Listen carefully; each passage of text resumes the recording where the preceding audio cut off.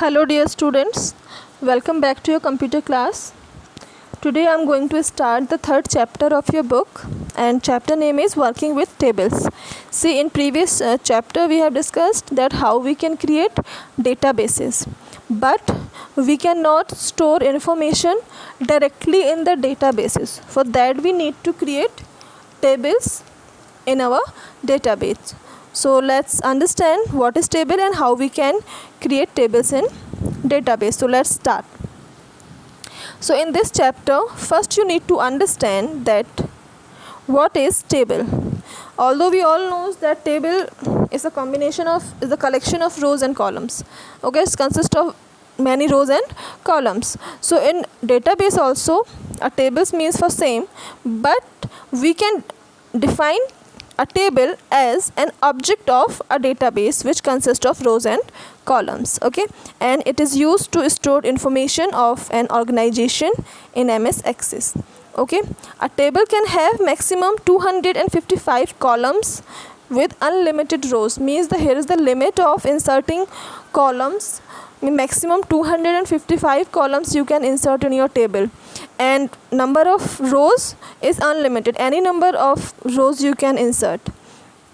Okay, and the point that you need to remember in your mind that in your database, okay, you cannot have two tables with same name. Okay, so there should be any difference between the table names. Like if your database name is my database and if you have table 1, so you cannot store another table with table 1 name. Okay, you have to change the name of that table. Okay, so before starting that how we can create table, you need to understand one very important topic, and it's data type. Okay, so what is the meaning of data type? See, before start creating the table, first of all you need to understand that how many fields you are going to take in your table. Okay, once the fields are clear to you, so then you need to understand that which type of data those fields will contain. Means which type of data you can insert in particular field, which type of data you can add in this field. So for that purpose we have to specify the type of the data related to that particular field. Okay, so fields are, each and every fields are related to particular data type. You have to describe that which type of data particular field will contain. Okay, and field name that we are going to define should give a clear understanding about its content. Once if you will specify the data type, so it will be understandable that which type of information this field will contain. So it is essential to create the structure of a table before entering data in it. You have to specify the proper structure with data type. Okay, so now let's talk about different types of data types used in MS Access. As I have told you that data types are used to declare the field of a table. Okay, a data type determines the type of data a particular field can accept. Means which type of data the particular field will accept or you will enter. And once the data type is defined, so we cannot enter different type of data in that particular field. Okay, if we try to do so, so error message will displayed. Okay, now let's talk about types of data. First is, and very common, is the text data type. It is used to store text or a combination of text and numbers that doesn't require calculations. So means suppose if you want to enter name or address, because in address we can enter alphabets and we can enter numbers also. So for this type of fields we should choose a text data type. Okay, and it can store up to 255 characters. Okay, maximum 255 characters we can insert in the field which has the text data type.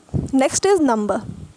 So unlike text, in number we can insert, or this field will store only numeric information. Okay, and we can use that information for calculation. So it is required when we are dealing with marks, or when we are dealing with the data which is going to be calculated. Okay, a number data type can store integer values as well as decimal values.